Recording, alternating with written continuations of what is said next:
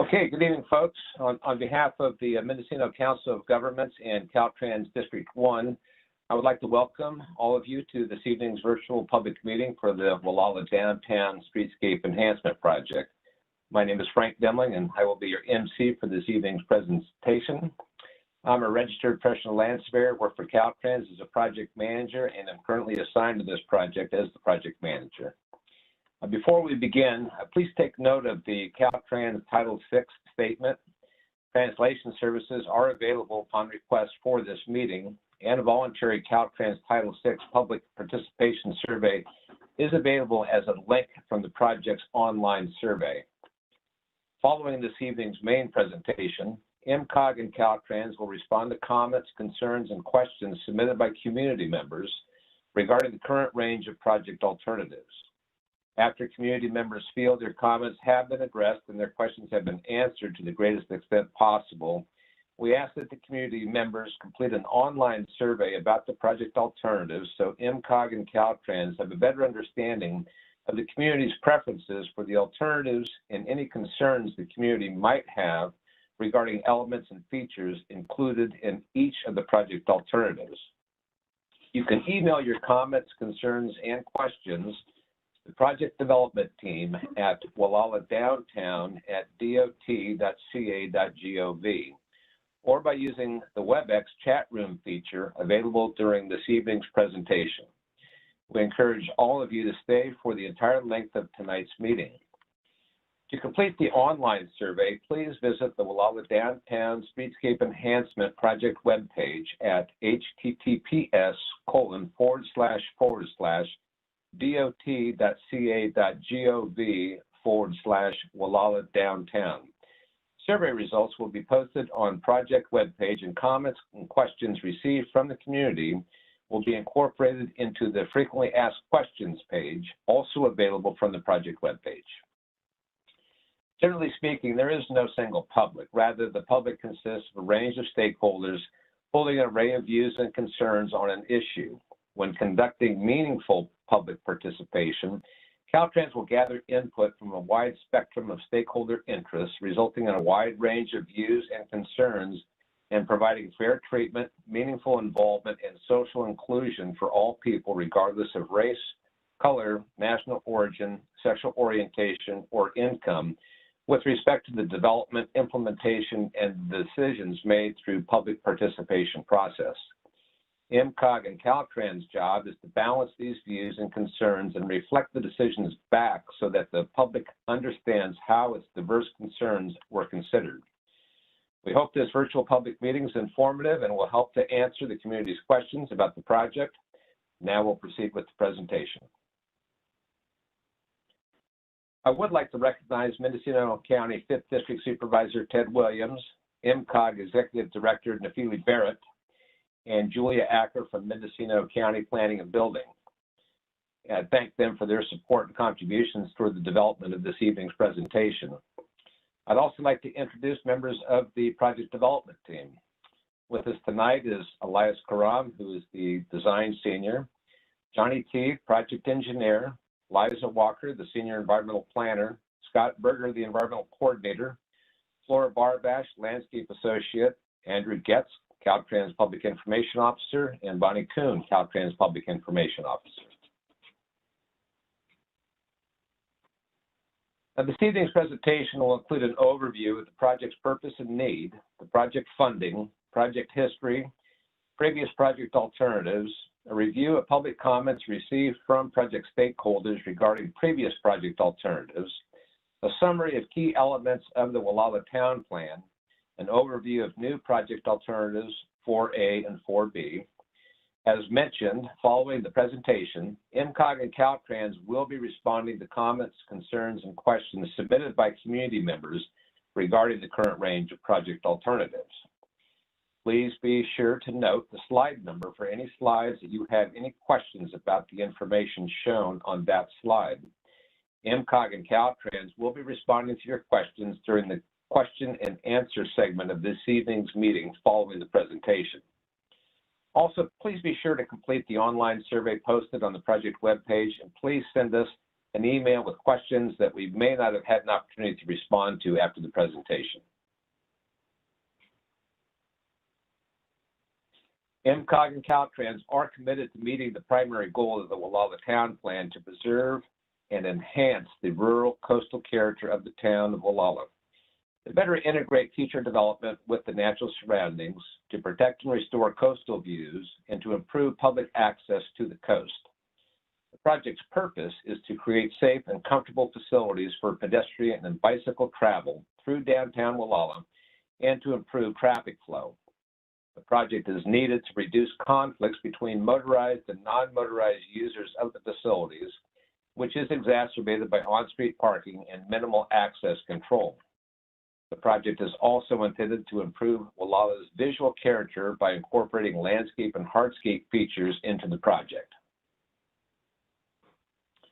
This map represents the project limits for the Gualala Downtown Streetscape Enhancement project, which extends from just south of Center Street to just north of Ocean Drive on State Route 1. In addition to the $1.82 million program by the Mendocino Council of Governments for this project, supplemental funding to address the project's funding shortfall is being pursued by MCOG through an active transportation program grant. MCOG anticipates being notified on the success of the ATP grant application by February of 2021.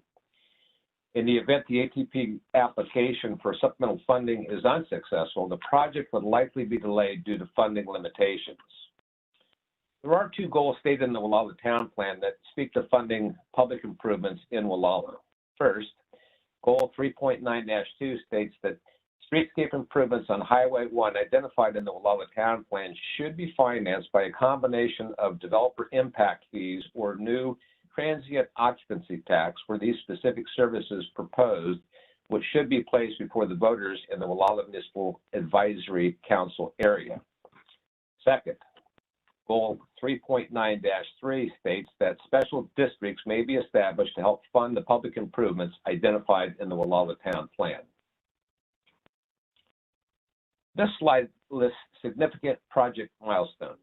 The project approval and environmental document milestone, also known as PA&ED, is met with the selection of the preferred alternative following an analysis of the effects and impacts of various project alternatives and an analysis and response to public comments. The plan's specification and estimate milestone, also known as PS&E, begins after PA&ED and is met with approval of the project report and final environmental document. In the PS&E stage, project information is reviewed and updated and the scope of the selected alternative is refined. If the detailed design uncovers issues that were not properly addressed during the PA&ED stage, the project report and final environmental document may need to be revised. The acquisition of right-of-way can begin only after completion of the environmental document once all needed right-of-way is acquired. The right-of-way certification milestone is met. Contract advertisement proceeds after the necessary permits and approvals have been obtained. Construction will begin following contract award and approval. For more information on the project development process, follow the link on how Caltrans builds projects located on the Gualala Downtown Streetscape Enhancement Project webpage.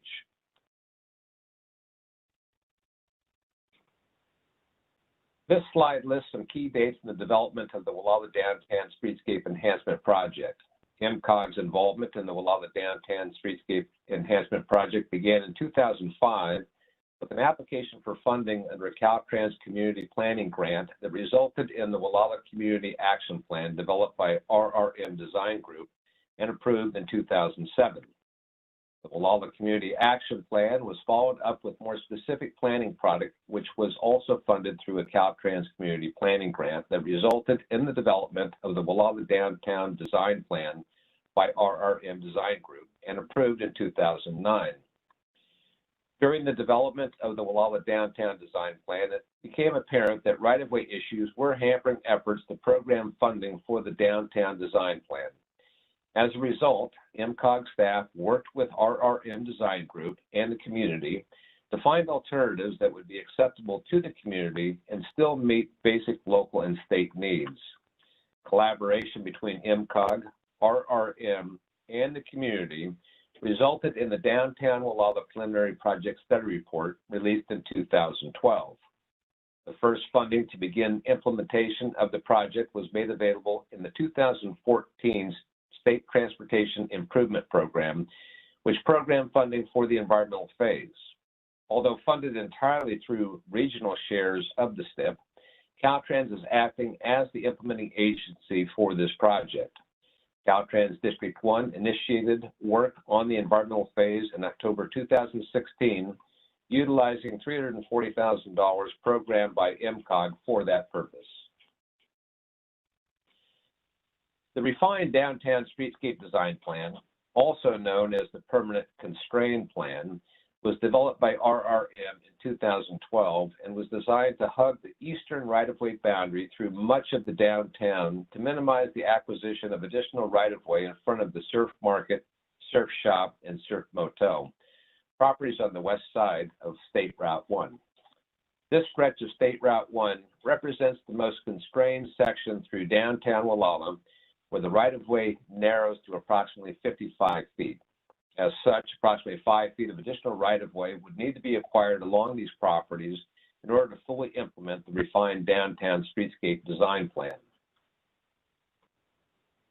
This slide depicts the interim constrained alternative, which differs from the permanent constrained plan in that it would allow an 8-foot wide strip of parallel parking on the west side of State Route 1 in place of the 8-foot wide pedestrian walkway in front of the Surf Market.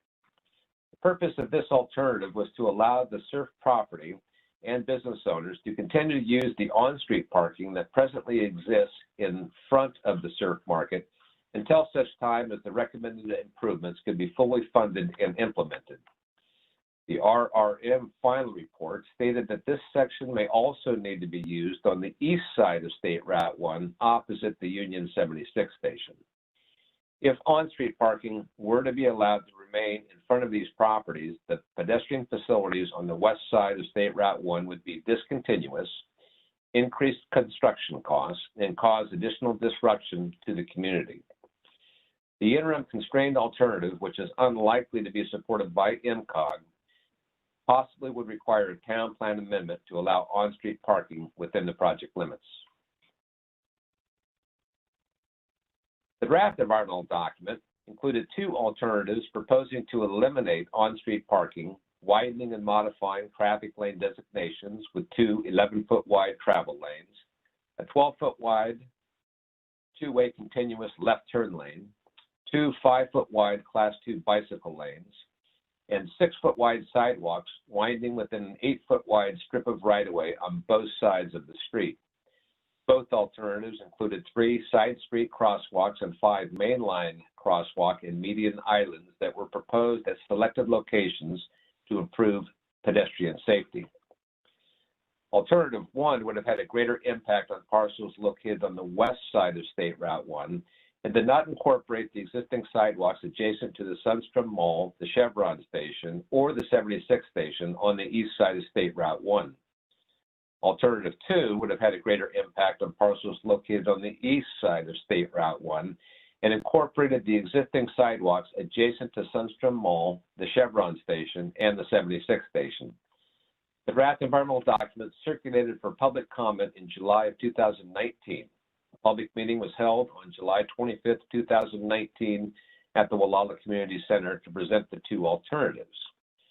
During the circulation of the draft environmental document, Caltrans received 79 comment letters on the project.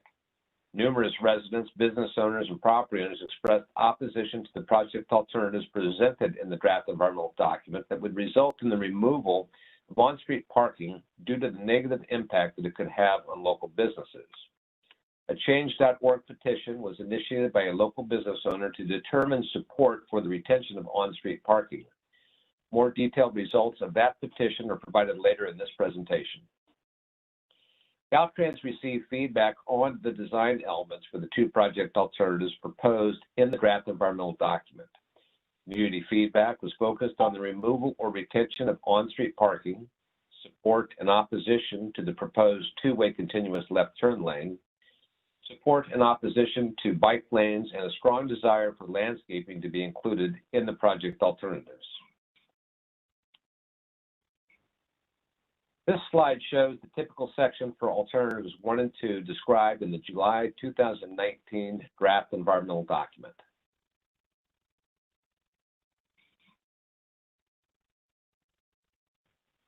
In response to the community's concerns regarding on-street parking, MCOG and Caltrans partnered with the Gualala community to form a working group made up of local business owners, property owners, and residents to seek a compromise to the project alternatives proposed in the draft environmental document.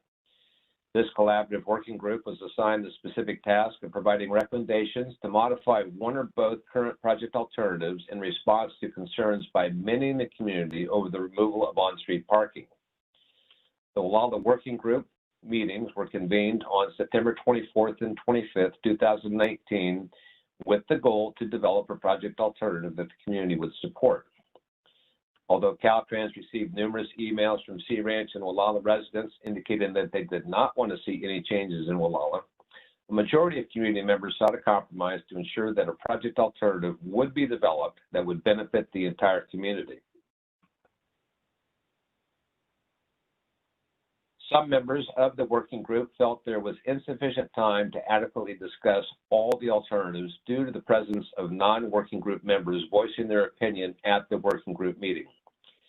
Alternative 3 proposed a 64-foot wide streetscape typical section, which included 2 12-foot wide travel lanes, 2 5-foot wide bike lanes, 2 1-foot wide buffers between the bike lanes and the travel lanes, 2 8-foot wide parking lanes, and 2 6-foot wide sidewalks. Future restriping for a continuous two-way left turn lane or turn pockets would result in 1 12-foot wide two-way left turn lane or turn pockets, 2 11-foot wide travel lanes, 2 5-foot wide bike lanes, and 1 8-foot wide parking lane along one side of the highway, and 2 6-foot wide sidewalks. Due to impacts to off-street parking along surf property frontage from a 64-foot wide streetscape, 2 buildings on surf properties would need to be cut back 6 feet to preserve surf market off-street parking. Caltrans design later determined that alternative 3 would require retaining walls ranging from 0 to 5 feet in height without approval of design exceptions. MCOG and Caltrans then began to receive letters, emails, and petitions opposing the alternative developed by the Gualala Working Group, which necessitated the development of another project alternative that would be presented to the community at this virtual public meeting. Next, we will look at an overview of public comments that we have received over time for the Gualala Downtown Enhancement Project. An informational open house for this project was held on January 16, 2018, where project alternatives were discussed with approximately 35 participants. Here's a sampling of the responses to a public survey that was made available for those in attendance.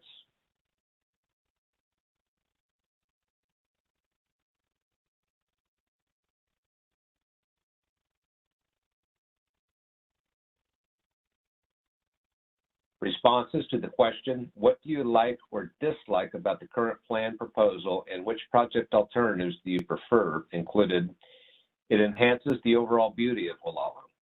It enhances the safety of us as we walk or bike ride in the business district. I like safe sidewalks and tree plantings. Either is fine. Primary concern is EMS getting through downtown when congested with RVs, logging trucks, and tourists. Alternative 1, continuous sidewalk is critical to create community. The small, unincorporated town works well as is. This plan may fit some agenda, but it is not in the town's best interests.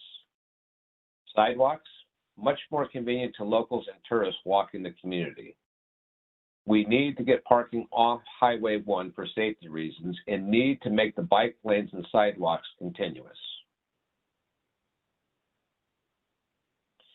We received a total of 79 comments on the draft environmental document, which was circulated in July 2019. Caltrans held a public meeting during the circulation of the draft environmental document on July 25th, 2019.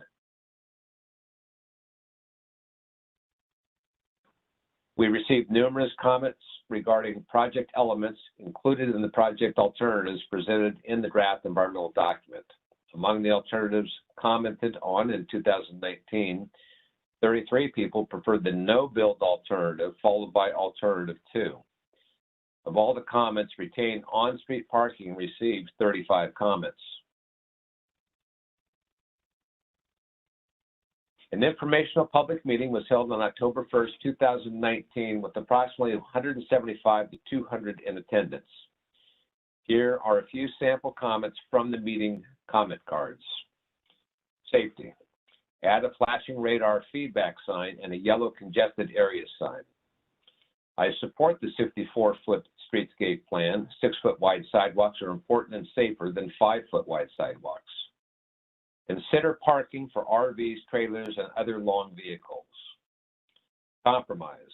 I'm in support of a compromise plan to remove on-street parking on the east side. This photo shows community voting on alternative 3, the 64-foot streetscape section with 2 11-foot lanes, 2 5-foot bike lanes, 2 1-foot buffers, 2 8-foot parking lanes, and 2 5-foot sidewalks. I'm sure many of you attending tonight can recognize many of your neighbors in that photo. Before we review the petitions and surveys circulated by various groups in Gualala, we thought we would review some of the challenges to the outcome of selecting a preferred alternative that RRM identified in their 2012 Key Stakeholder Survey.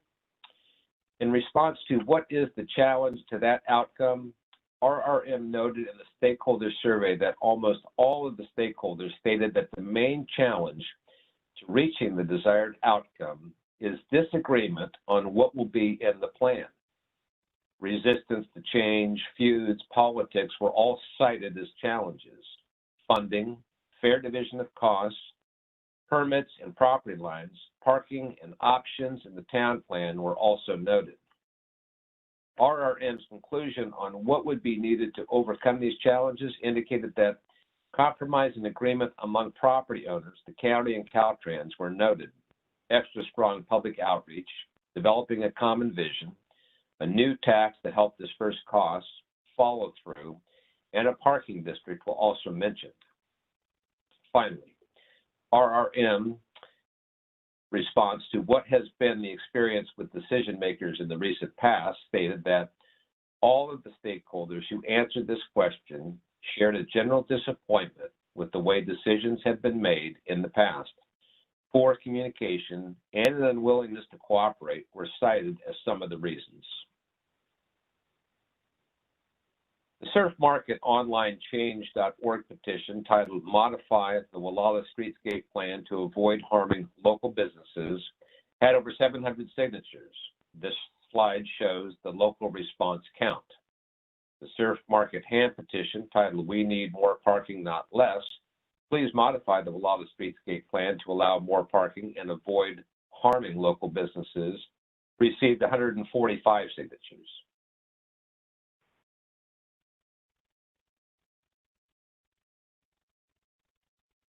The Save Gualala online change.org petition titled Save Gualala from Turning into a Strip Mall received over 1,400 signatures, which included approximately 237 signatures from local residents, as noted in this graphic. The Gualala hand petition titled In the Interest of Public Safety, we want Caltrans MCOG to proceed with a Gualala streetscape plan that includes landscape sidewalks, separated bike paths, a center turn lane, and no parking on the highway shoulder. We further support giving the Surf Center an additional 3 years of on-highway parking so it can expand its current parking lot, then completing the streetscape plan. That received 112 signatures.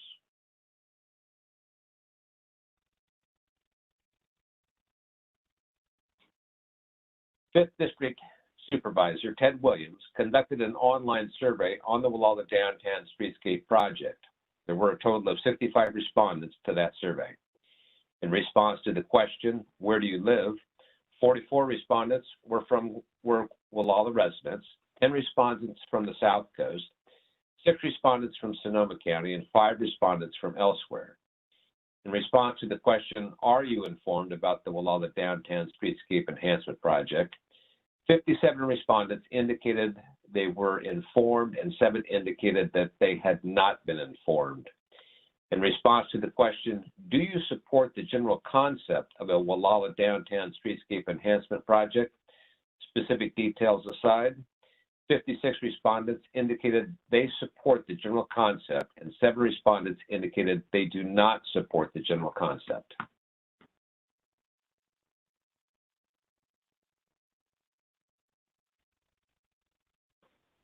We thought it might be helpful to review several key provisions in the Gualala Town Plan. As most of you are aware, the primary goal of the Gualala Town Plan is to preserve and enhance the rural coastal character of the town of Gualala, to better integrate future development with the natural surroundings, to protect and restore coastal views, and to improve public access to the coast.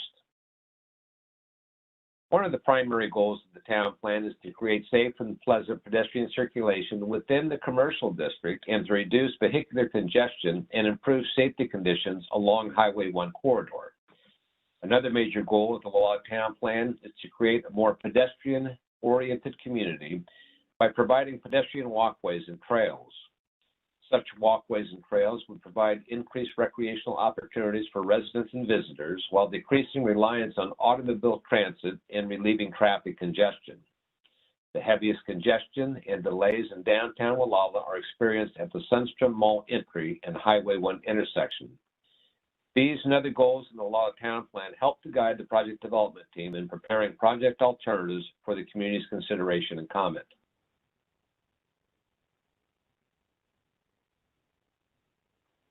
Although one of the goals of the Gualala Town Plan is the elimination of on-street parking on Highway 1, many in the community believe this is unrealistic and burdens some of the local businesses, while others believe there is adequate off-street parking that can be utilized by members of the community and the traveling public.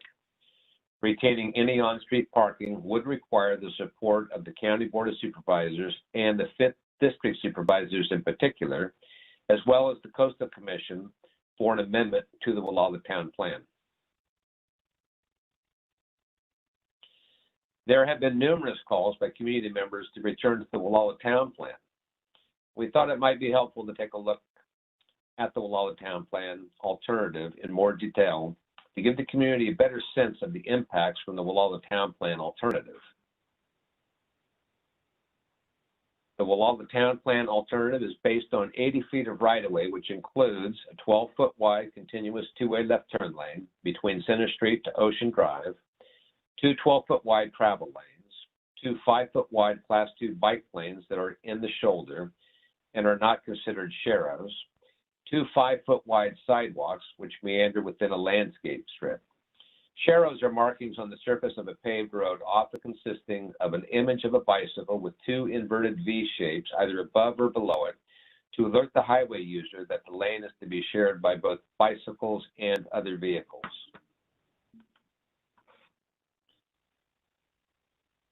There are 5 plan sheets for this alternative. Each plan sheet has a legend to explain the different colors and hatches. A potential future charging station, shown in purple, may be pursued by Mendocino County in the future. There is also a trail access from the existing park area to the Gualala River Park Conservancy parcel. These 2 elements are not part of this project. The legend also contains colors and hatches for a decomposed granite path, bike lanes, pavement, landscaping, sidewalks, existing right-of-way, and striping. Decomposed granite is crushed rock. The striping is shown in yellow in the legend, but it can also be white when used for stop bars and crosswalks. This alternative includes a decomposed granite or crushed rock path in front of the community center between Center Street and Sunstrom Mall Street. It contains 2 5-foot wide Class 2 bike lanes. The green colors shown in the bike lanes are only graphical. Approved colors or no colors would be selected by the community. 2 5-foot wide sidewalks, 2 12-foot wide travel lanes, a 12-foot wide center turn lane, 2 12-foot wide landscape strips. This sheet shows the full 80-foot right-of-way cross-section with meandering sidewalks, continuous 5-foot wide bike lanes, and 5-foot wide sidewalks. Where crosswalks are located, a pedestrian beacon warning system is shown to alert drivers. As you can see in this drawing, the alternative impacts parking on both sides of the highway. Driveway access mimics the existing access points along State Route 1. The town plan alternative would also have direct conflicts with the 76th station, the now vacated Gualala Video Store north of the surf shop, and the Chevron station. The town plan alternative would also have direct conflict with Surf Motel and would also limit some off-street parking at local businesses. At the north end of the project, the turn lane would terminate to match existing conditions. Sidewalks and bike lanes would remain continuous from Center Street to Ocean Drive. Per community comments, rumble strips may be placed for vehicles approaching the downtown Gualala area.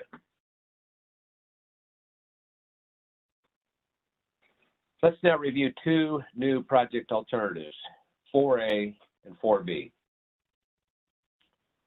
MCOG and Caltrans collaborated to develop two new project alternatives after receiving numerous comments and suggestions from community members. The initial construction project for alternatives 4A and 4B are a hybrid of the center turn lanes with limited on-street parking.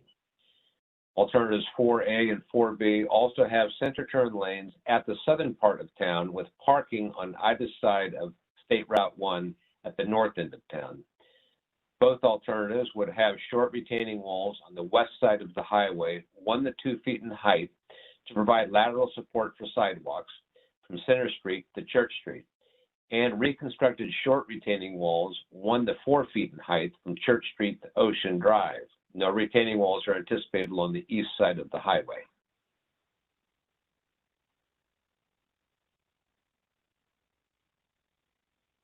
This alternative has two typical sections, one from Center to Church Street, one from Church Street to Ocean Drive. It includes a 60-foot right-of-way, center turn lane, 2 11-foot wide travel lanes, 2 5-foot wide Class 2 bike lanes, 2 5-foot wide sidewalks, 2 2-foot wide landscape strips. Between Church Street and Ocean Drive, the alternative requires 60 feet of right-of-way and contains a center turn lane, 1 8-foot wide parking lane, 2 13-foot wide travel lanes, 2 5-foot wide Class 2 bike lanes, 2 5-foot wide sidewalks, 2 2-foot wide landscape strips. There are a total of 5 plan sheets for this alternative. The legend contains colors or hatches for a decomposed granite path, bike lanes, pavement, landscaping, sidewalks, existing right-of-way, and striping. This alternative includes a decomposed granite path in front of the community center between Center Street and Sunstrom Mall Street. It contains 2 5-foot wide bike lanes, 2 5-foot wide sidewalks, 2 11-foot wide travel lanes, a 12-foot wide center turn lane, and 2 2-foot wide landscape strips. Again, rumble strips can be placed to slow drivers as they approach Gualala Downtown, in addition to pedestrian beacon warning systems at crosswalks. The difference between alternative 4A and the Gualala Town Plan alternative is that the lane width is 11 feet instead of 12 feet, and the sidewalk follows the roadway alignment, reducing impacts on surrounding businesses. This alternative requires 60 feet of right-of-way instead of the Gualala Town Plan alternative, which calls for 80 feet of right-of-way. Driveway access mimics the existing access points along State Route 1. The center turn lane ends at Church Street and shifts to allow for parking on the east side of the highway between Church Street and Ocean Drive. The northbound Class 2 bike lane follows the lane shift and is maintained separately from the roadway to avoid sharrows. Crosswalk on the left side of the image is being relocated north or south for increased pedestrian visibility. Parking is shown where feasible on the east side of State Route 1. A total of 14 parking spots can be retained with this alternative.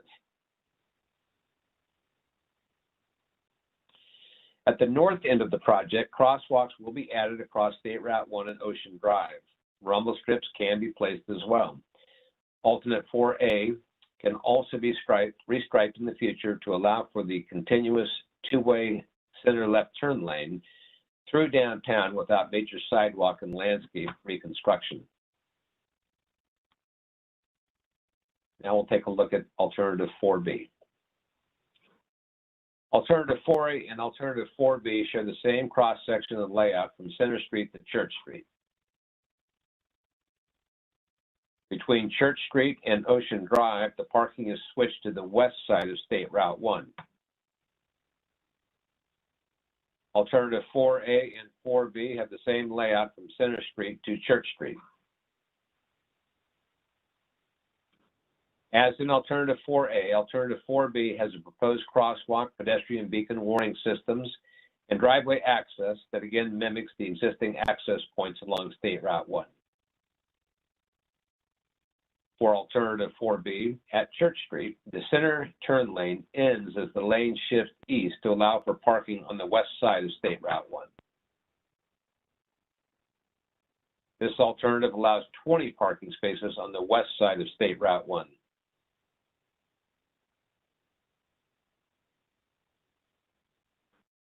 At the north end of the project, crosswalks will be added across State Route 1 and Ocean Drive.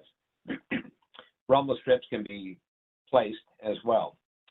Alternative 4B can restripe in the future to allow for the continuous center turn lane through downtown without major sidewalk and landscape reconstruction. The no-build alternative will keep Gualala in its current state. There will be no improvements to downtown Gualala with this alternative. The project team would like to hear your thoughts regarding the project alternatives shown during this presentation. An online survey has been prepared to receive your comments regarding this presentation. The online survey will be available until January 29th, 2021. To complete the online survey, please visit the Gualala Downtown Streetscape Enhancement Project webpage at https://dot.ca.gov/Gualala Downtown. Survey results will be posted on the project webpage, and comments and questions received from the community will be incorporated into the frequently asked questions page, also available from the project webpage. The project email address is gualaladowntown@dot.ca.gov. The mailing address is Caltrans, attention Gualala Downtown Project, 1656 Union Street, Eureka, California, 95501. You can also leave a telephone message at 707-441-5930. Thank you again for attending this virtual public information meeting. This concludes our presentation, and we will now begin addressing questions submitted by the community using the WebEx chat feature, and then open to questions from those who raised their hands in the chat box. We will now take a 5-minute break. We'll need to take a look at the questions that you've submitted, and we'll be fielding some questions about the project and the new project alternatives introduced this evening.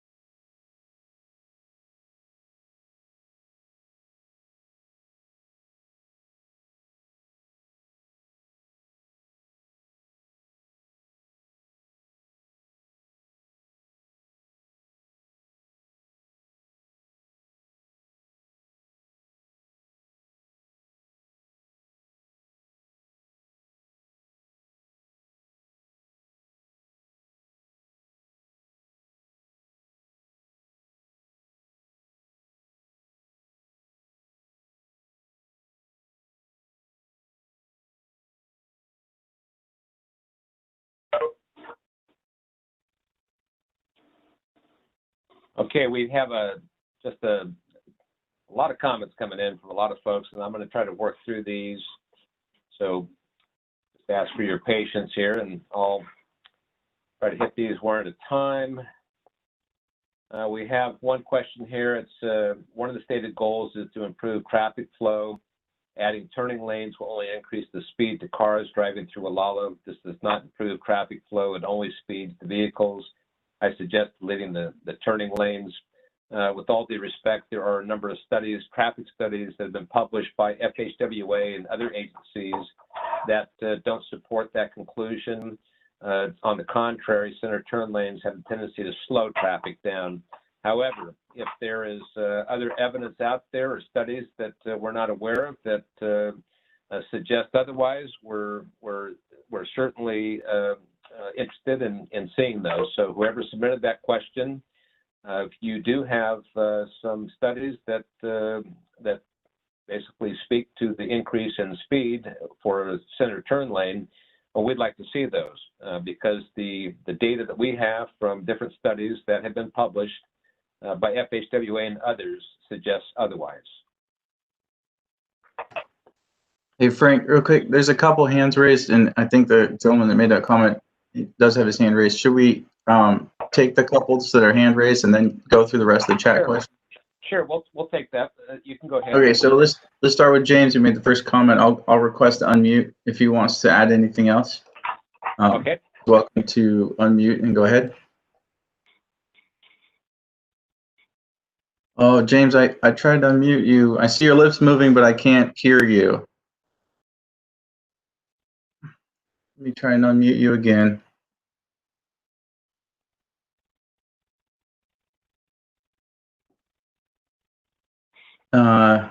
Okay, sorry. Well, how about just keep trying. We'll go to the next one. Alan. Oh, feedback. You get feedback. You need to mute your phone. Thank you. Okay, folks, this isn't our first rodeo, but it's certainly not our fifth one either. So bear with us. We're new to this. I think we had a question from Alan. Is that right? This is Andrew Getz. Okay, I see a hand raised. I'm going to request to unmute you, Alan. Hold on one moment.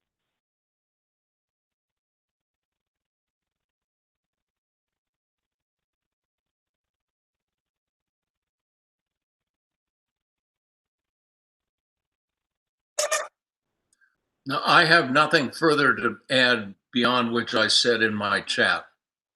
Okay, and I see that, Alan, and we've had a number of comments that have come in late 2019, and this is what you posted, Alan, at the community meeting at the Gualala Community Center. It was the consensus of the community that we did not want any turn lane, third lane, only 2 traffic lanes and 2 parking lanes, sidewalks and landscaping. And others have asked, well, we had agreement at that meeting, broad support from the community. What happened? Well, you know, we at that point in time we weren't aware that there was going to be a need for these short retaining walls. Now we have gone back and discussed having design exceptions to actually remove the crown and allow the natural drainage to go from east to west.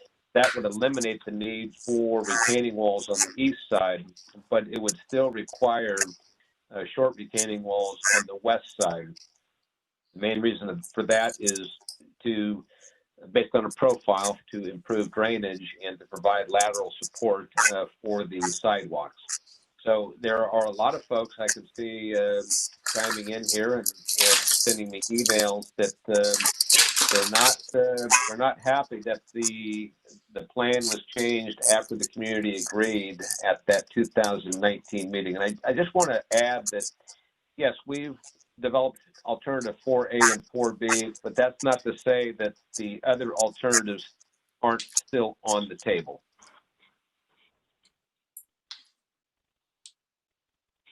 And Alan, I see your speaker is still on. So did you have something you wanted to add?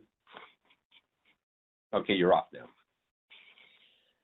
let me scroll through, see if I can find some other questions that I can answer or one of the team members can answer.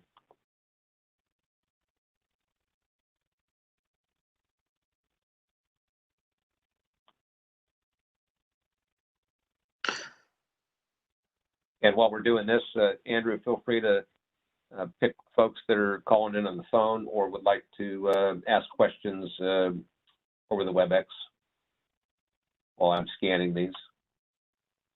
Not seeing any call-in users right now, but if you do want to raise your hand, please raise your hand in order to ask a question, and I can go ahead then and request to unmute you. If you've got a question, please raise your hand. The raise hand, if you're using the WebEx platform, is located to the right of your name on the participant list. There's a hand there. You can raise it, and I will call on you. Great. Well, while you're doing that, Andrew, there is another one here. It looks like Elias provided a response, question 5, about the bike lane next to the sidewalk instead of in the shoulder. First, I'll mention that even if you were to move the bike lane over to the sidewalk, you'd be required to have a 4-foot shoulder. That's the current design standard. In this case, the bike lane also serves as the shoulder. We can review the additional right-of-way needs for the added buffer. Also, the total number of parking spaces will be reduced as the bike lane transitions back to the shoulder location at the north end of the project.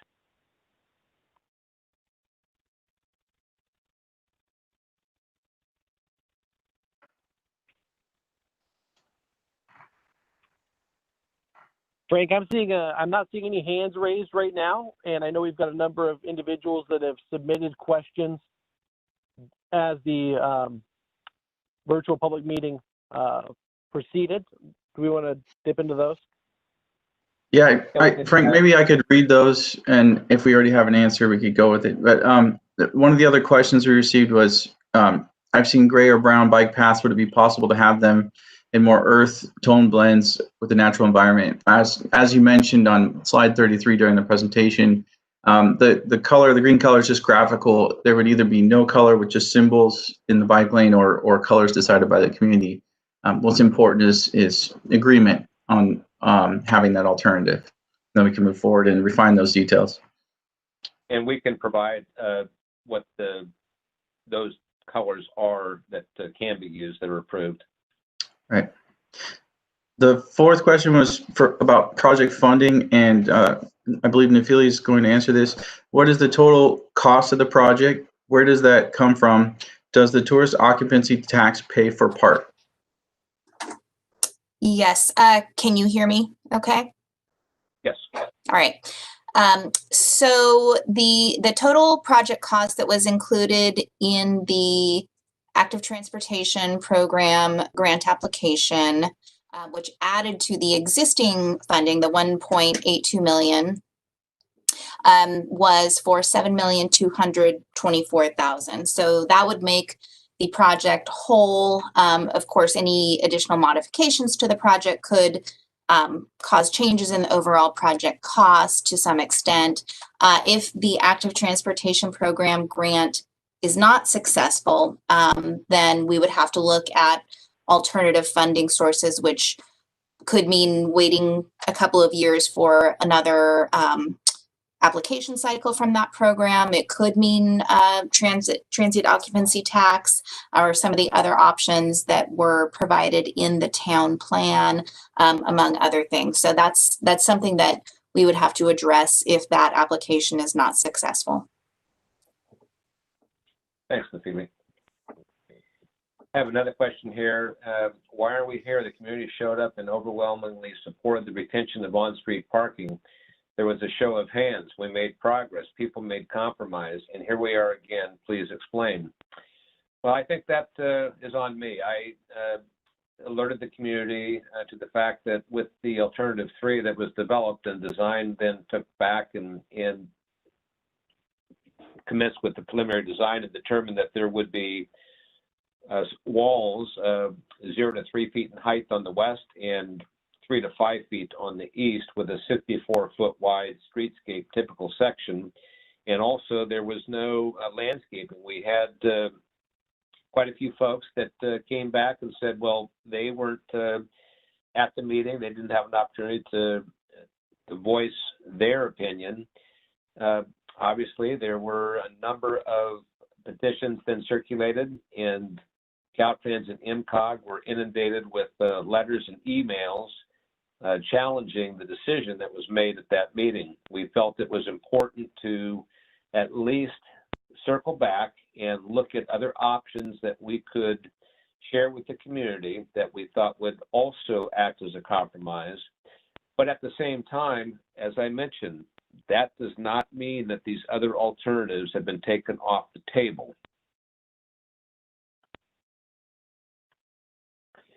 Got a question here. Has any traffic speed survey been done north of Ocean? Speeds are increasing. I'm not aware of any traffic speed surveys. I could certainly check back with traffic safety and get back to the group on that. And we'll, of course, include answers to these questions that can't be addressed this evening in our frequently asked questions page.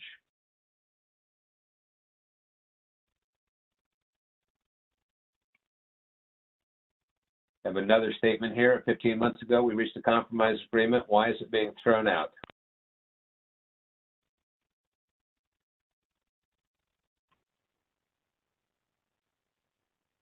The comment, no trees, no bush planting higher than 3 feet. View is great without it. Okay, so a lot of comments in here. And of course, we'll tabulate these, but we're really looking to address the questions either this evening, or if they can't be addressed this evening, we would put those in the frequently asked questions page.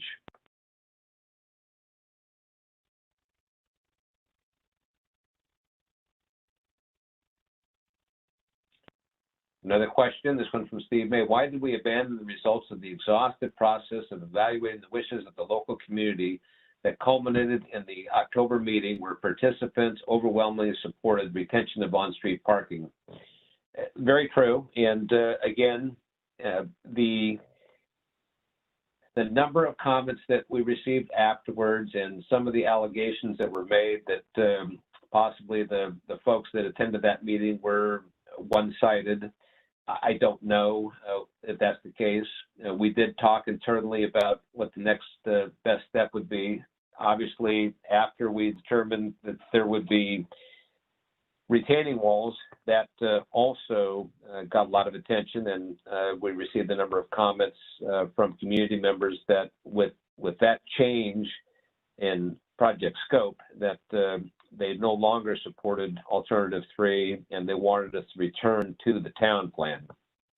But again, as I mentioned earlier, that's not to say that all of the alternatives, the 2 from the draft environmental document, the alternative 3 developed by the working group, and the 2 that were presented this evening, they're still all on the table.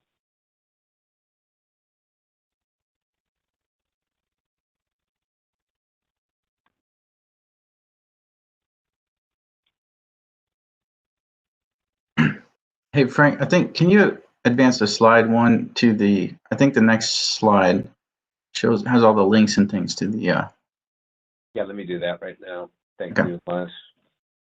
No problem. There we go. Oh, yeah, very good. Thank you.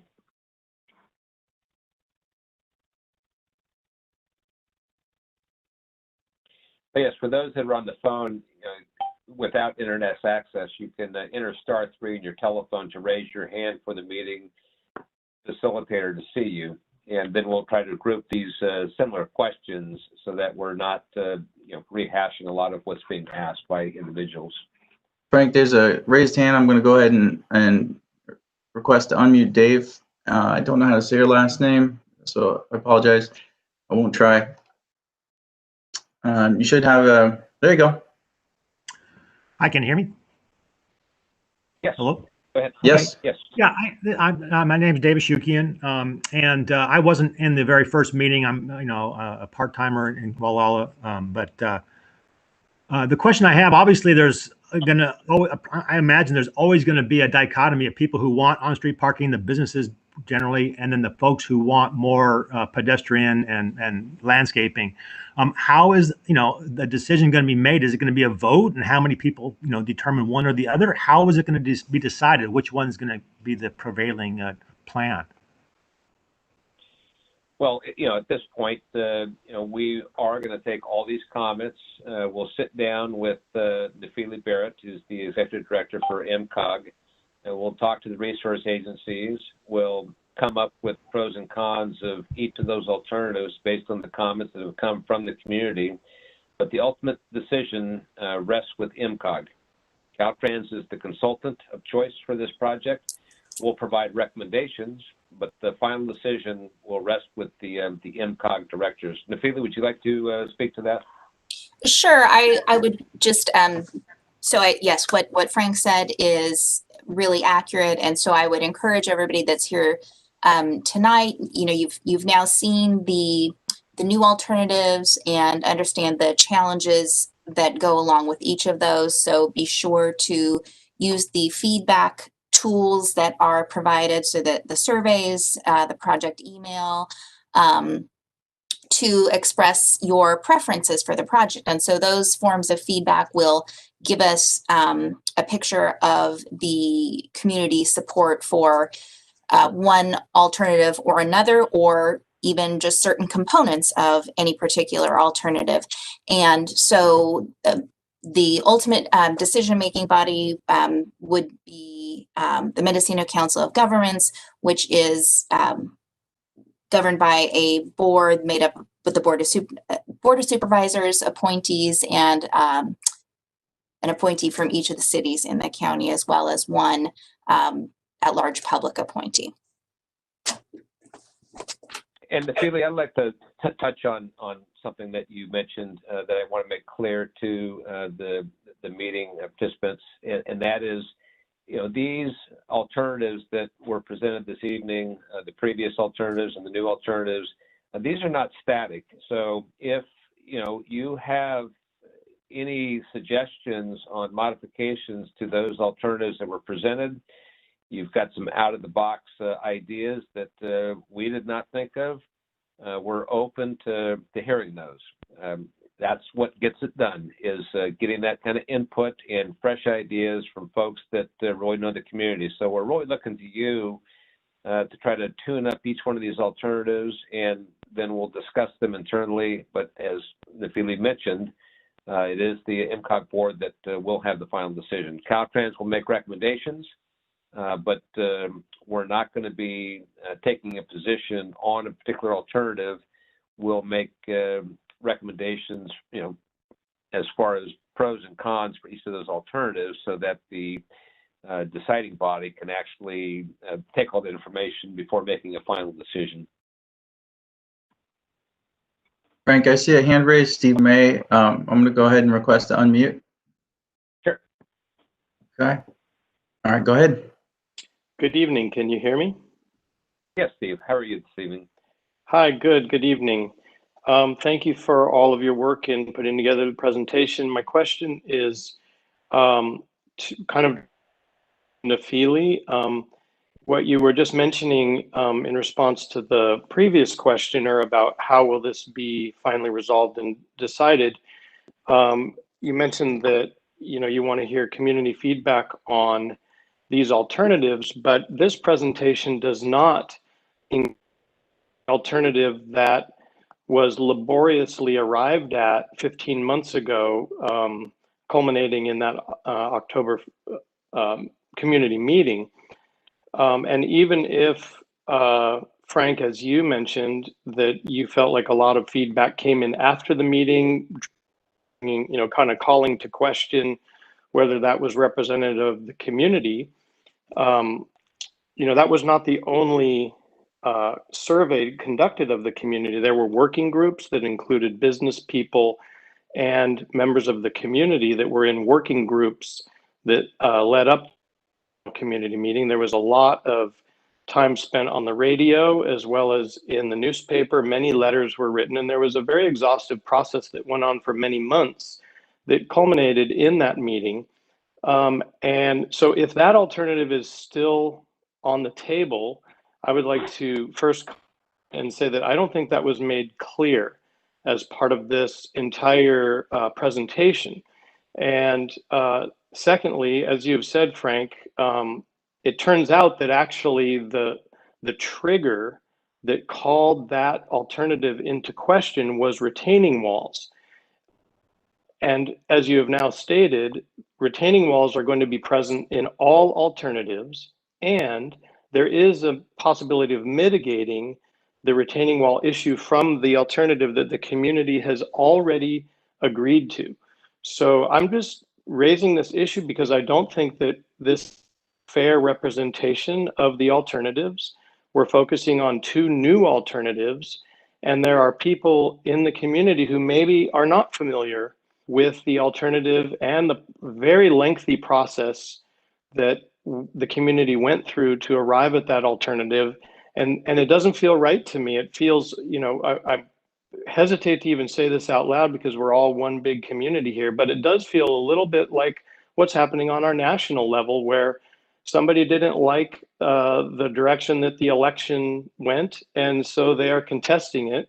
And I think that has made a decision, and it's doing us an injustice to run us through this process again. So I will address that to some extent. I'm sure Frank might add to what I say, but so first I'll say that when we found out about the need for the retaining walls in order to construct the alternative that was voted on in the picture that's on the screen right now, I was crushed because I knew what went into reaching that consensus at that meeting. So this was the decision to go back and look at alternatives was not taken lightly, but when we realized that there would be a need for retaining walls of up to 5 feet on the east side of the highway, and I think up to 3 feet on the west side. So not just the minimal, essentially curbs that we're talking about now, or in areas where the current like parking lot areas are already lower than the highway level. There would be retaining walls through the whole thing on both sides of the highway. And when we sent out an announcement about that, we heard a lot of feedback regarding those retaining walls and a lot of concern. And so that, as you said, Steve, you know, that was kind of what drove Caltrans and the design team to go back and look at alternatives that would fit into a narrower right of way, reducing the need for those retaining walls. Navili, could I just jump in just to ask you a question about the feedback that you received was by Tom Murphy's Save Gualala petition and other efforts through GMAC. And there was a lot of confusing and misleading information that was provided to people that was not provided by MCOG or by Caltrans, which is not true of the process that the community went through before we reached our decision. And so I just wonder if you're taking that into account, that yes, you did receive a lot of information, a lot of community comment, but what information was the community being given that generated those comments? And have you considered that? So as far as I know, the information that the community was given, and I don't have the email in front of me, but there were announcements sent out to people that were interested in the project. It was actually in conjunction with a request for people to support the Active Transportation Program grant over the summer. So an announcement went out asking for people to support that, and then also informing them of this new issue with the retaining walls. And it would actually, and I'm not the right person to explain this, but my understanding of the retaining walls is it wasn't just that it would be the retaining walls on either side, but there would have to be handrails on top of those retaining walls, and then the right of way would actually have to go beyond the limit, beyond the outside edges of those retaining walls. So, you know, someone else can better explain that, but that's why we're back here looking at this. And so I would have loved to move forward with what was voted on at that meeting. But then when we learned more, as the Caltrans team got further into the details, the technical details of the project, it seemed like that wasn't actually what we thought, what the community had envisioned at that time wasn't actually possible in the way they had envisioned it. And so that's why we're looking at other things. So, you know, I would say express your concern. What we have, the alternatives that were presented today still, I think, represent a compromise. They retain some on-street parking. They remove some on-street parking. I think that what's important is that they allow however much parking is kept or removed. Initially, they allow the option of future removal of on-street parking when appropriate through changing paint rather than actual, you know, construction, which would again disrupt the downtown area. Can you hear me? Yes. Yeah. Can you let us know what the retaining wall height is if you make that slope from the east side all the way to the west side without the crown? Because that sounded like a perhaps more interesting solution. You know, when you say retaining wall, people think of horrible big things, but I don't know how many feet it is on the west side if we go that way with a slope all the way across the highway. Yeah, James, this is Elias. I think during the presentation, Frank said on the west side between Center and Church Street, it's like 1 to 2 foot. It's more of like a retaining curb. And from Church to Ocean Drive, it's 1 to 4 feet, mainly because there are already retaining walls there, and those would need to be raised slightly to accommodate the sidewalk. Yeah, so maybe that's not too bad. Yeah. I think we should maybe be able to see that on a diagram and, you know, take a look at it, see where it occurs and so on. Maybe it's not as horrible as it sounds. It sounds horrible, but maybe it's not that bad.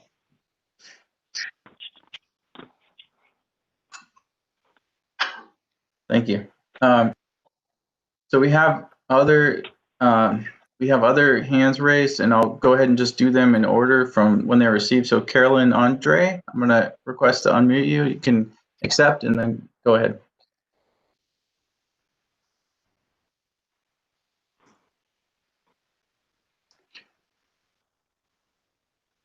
Oh, I hope it's working. Uh-oh, I can see you waving your hand, but Yep. Oh, there you go. Hey, There you go. I think it worked. There it goes. So I want to make a couple comments. I too am disappointed in what happened between the time of that community meeting where it looked to me like a sort of hard debated outcome was arrived at, and today the change just seemed, it was just really disappointing. But and I apologize to you guys in advance. I probably sound like a broken record, but I just want to remind you all, when you talk about getting rid of parking, and I have no doubt that the downtown would look prettier without on-street parking. No doubt whatsoever. On the other hand, this area, as some of you know and some of you forget, has one of the highest percentages of seniors in the state. So when we close off parking and open it up further north of one of the only 2 grocery stores in the area, so that there's no, you know, we're taking away parking there. And those of you who live here, who drive into town, probably know that often there isn't any parking at or near Surf, and to move it as far north as you have, it doesn't seem like anything to those of you in good shape, but it is a big deal to a lot of people here who are seniors and then would have to carry a bag with them to get back to their car. And I just think it's, I think they should be higher priority. Thank you. Thank you, Carolyn. This is Frank. I appreciate the comments. Frank. And again, we can look at some out of the box ideas. Some of the ideas that have been shared with me have to do with removing the old video store building so you can have two vehicles, ingress, egress, putting in basically a walkway between the Surf Market and I believe that's Noma, basically a colonnade, covered walkway.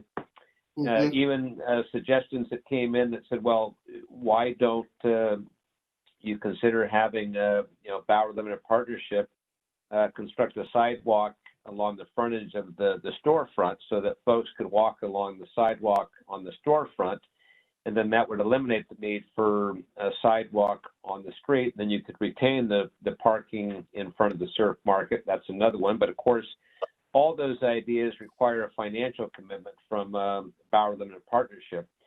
But there are possibly other ideas that we haven't thought of, and we don't see that this is the end all here. Again, all these alternatives that were presented this evening, and I apologize for not having more graphics for the alternative 3. That was something I should have included. But again, any alternative presented here this evening is, subject to revision based on input from the community, and then we will discuss it within the project development team and with MCOG. And then we'll come back to the community and share some of those ideas and go from there. We have some time. Okay. Thank you. Thank you. Next is Tom Murphy. I'm going to request to unmute. Okay. Go ahead if you get the message. There we go. Yep, we got you. Great. First,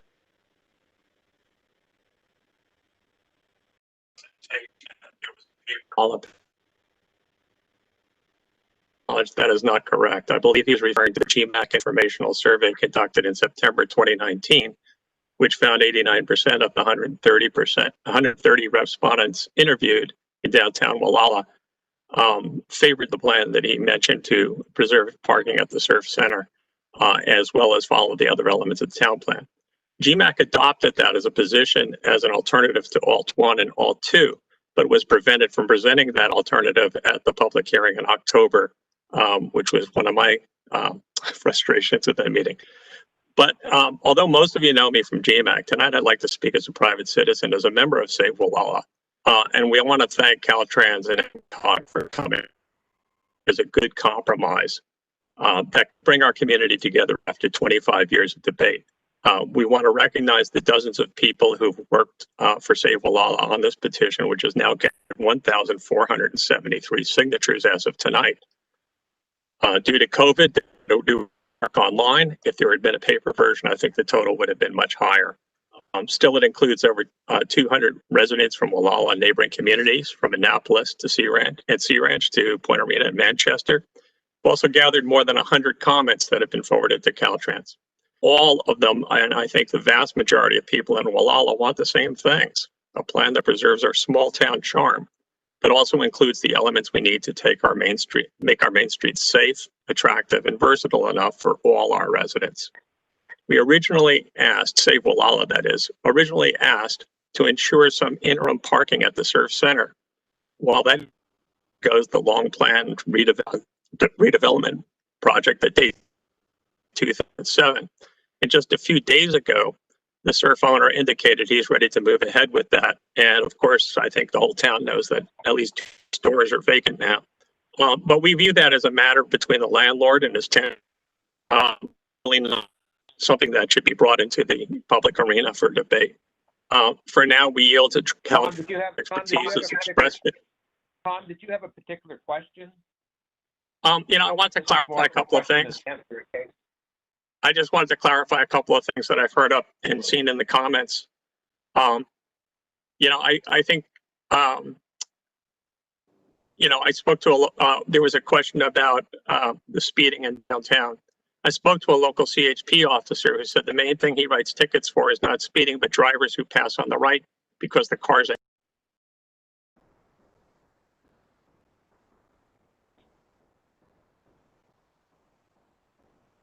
Yeah, I think we may have lost Tom.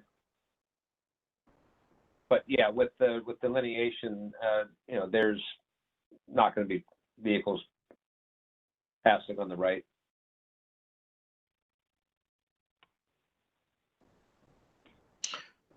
I guess, it's important to mention everyone's voice is important, and the more feedback we get on what you like about the alternatives through the survey is really important to how we carry this forward. And so I just ask that everyone does go and take the survey after this. You have the links. It is on the district website. I just want to mention that throughout.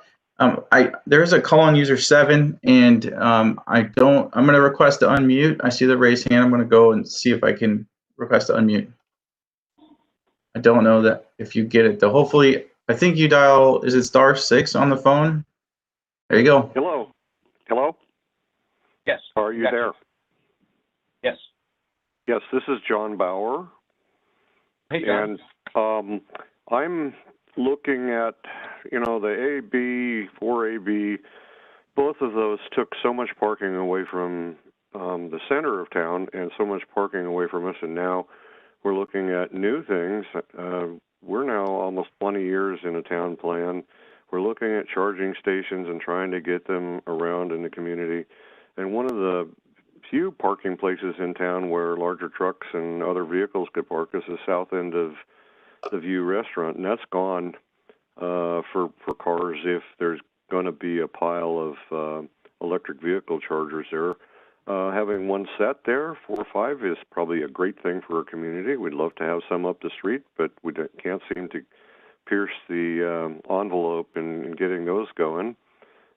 Also, I know Frank said a retaining wall, and everybody jarred in the audience because, oh my God, here comes a great big concrete structure that's going to look horrible. Well, I think one of the nice ladies in the conversation here said, you've already got 2 retaining walls. You've got one in front of Seacliff that's about 30 inches high. That's probably not going to change much. We've got one at the View and Breakers, and people don't understand that it's there because they don't see it. These retaining walls don't have to be massive, big concrete messes. A lot of them can be draped with vegetation. And if Surf Center gets remodeled and people want the view across from sidewalks or from the Caltrans side of Surf Center, we really need to lower the parking sufficiently to put a retaining wall in against what might be sidewalk, or we may have our own nice sidewalk pathways that look more appealing to the community, going from Surf Motel all the way down through the Breakers to get to the south end of town. That really doesn't demand people walking on the street. And those are things we have to work through. The north end of town, where the Octagon building is, and the Bootery, that entire side of the street that we own there could be expanded. For example, a right turn lane with a yield sign on it. And people wouldn't stop the traffic coming up out of town as people try to accelerate.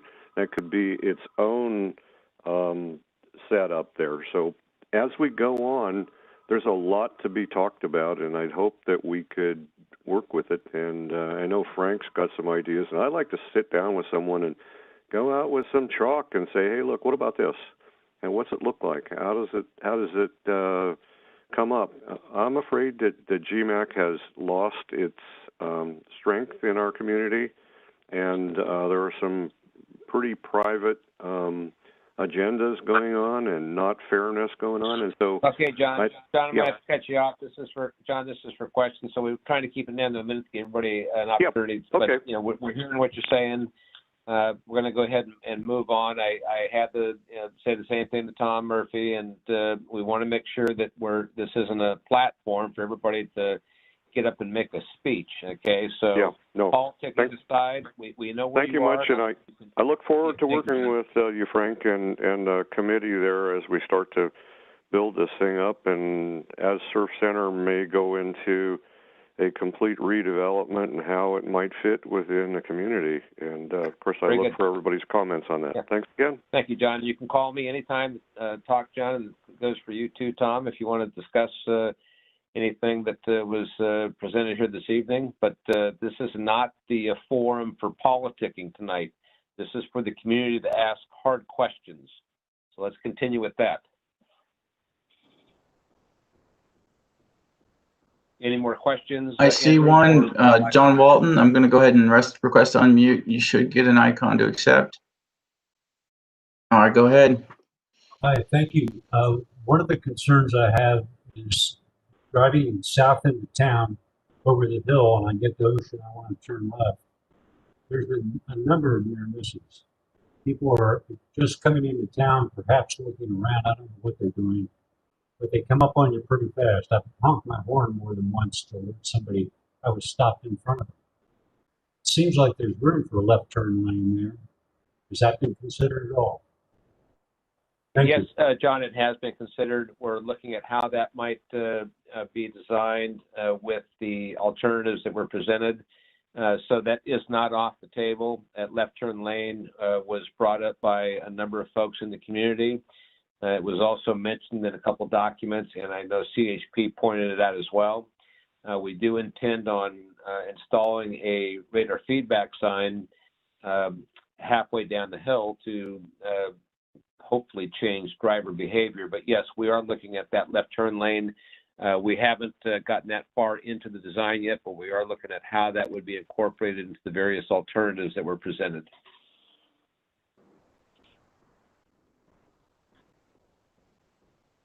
Hopefully that answers your question, John. We'll move on to the next. He remuted himself. I don't see any hands raised right now. So I don't know if we want to go back to the text questions.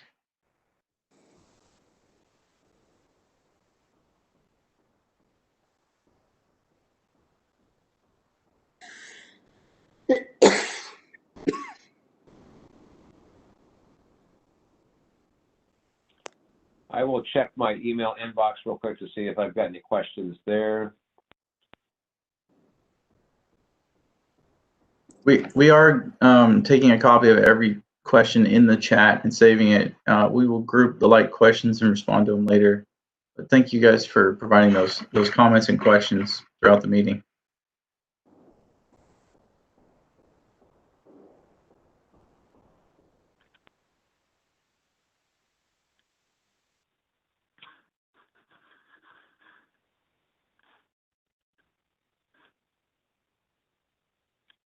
Are there any other questions, Andrew or Elias? I don't see any new ones, Frank. Okay. Not that I. Well, let me just.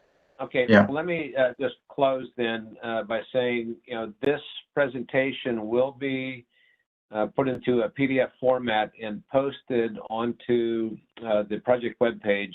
We'll also repost this onto the YouTube. I am going to include the layouts for alternative 3, which should have been included in this presentation. So I apologize for not having done that.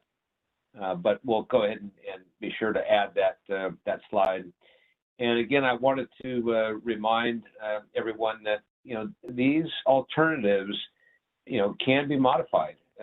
There are always ideas that we get from community members and other projects that we don't think about. So We are looking forward to hearing from everyone. If you got an idea, we'll listen to it, kick it around, and I think that there's still a lot of factors that the project development team is going to need to consider before providing recommendations to MCOG. Now, obviously, when we get to the point where Nephili has to present the alternatives to MCOG, we'll be there to provide our recommendations and pros and cons for each one of those alternatives, and community members will obviously have an opportunity to voice their opinion at that time. Nephili, maybe you'd like to make an additional comment on that, or? Sure. I just wanted to comment that, just as far as the MCOG's role in the project, so we're the funding agency and Caltrans is the implementing agency. But really, the project is driven by what the community wants. This isn't something that we have to do. This is something that we're doing because, we think it's important to have multimodal facilities on the state highway where it's Main Street through Gualala, but it's something that the community has wanted. So a consensus from the majority of the community on what they want that project to ultimately look like is going to be critical to successfully moving forward with this project and, to inform my board about the best alternative that fits the community's needs and meets transportation needs for all people. So I also just wanted to say that it got a little tricky keeping track of questions tonight. So if there were any questions that didn't get answered, I know the team is going to be working on providing answers to all those questions, which I think would then be provided to interested parties and on the project website in the near future. Thank you, Nephili. And Nephili, is it safe to say that if there is a continued split in the community and there can't be a compromise reached, that there is the possibility that MCOG could elect to take those funds and go somewhere else? I can't speak for my board, but I could say, it certainly could be a possibility if there's no, it's unlikely that any solution is going to make everyone happy, but if it's impossible to come up with a solution that makes the majority of the community happy, then that could be a potential. I don't think that, there's not a strong accident history that we're trying to address here where there's something else driving the need to do something. So it is a possibility that I would hate to see because so much work has gone into getting this far in the project. Great, thank you, Nephili. I want to go to Ted Williams and see if Ted has any words for the community or any input on what was presented this evening. Ted, are you out there still? Yeah, I've been fortunate to have the opportunity to sit in on some of the meetings where Caltrans and MCOG have been preparing. And, what I can say is my primary concern is to make sure the process is fair and that all voices are heard. And that's exactly what I've seen. And I know there are compromises and there may not be 100% consensus. And I hope the feedback continues flowing. But behind the scenes, I do see every intention and effort to make sure that it's balanced and representational of the community. Given that I live 59 miles north of the project, I don't have much say over the specifics. And I don't have a vote on MCOG. But I think that we should continue working with Caltrans and really treat them as the consultant who's trying to find the best compromise based on community input. Thank you, Ted.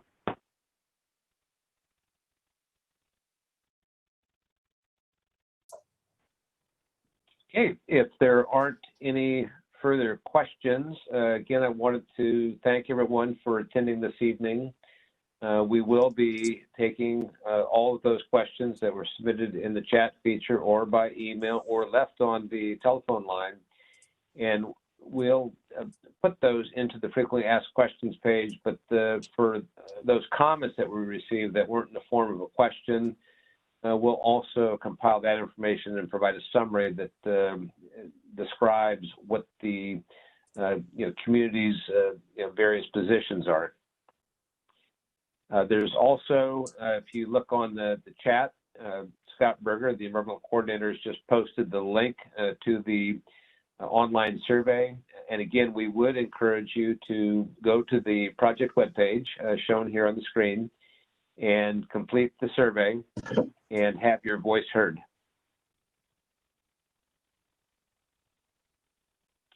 And with that, I think we'll conclude this evening's presentation. And again, thank you for attending and bearing with us. This is a new technology, of course, with COVID and teleworking. We are adapting on so many different levels with not just how we meet within our project teams, but how we deliver information to the public in the form of these virtual public meetings. So thank you again for your patience tonight. Thank you for attending. Take care and be safe.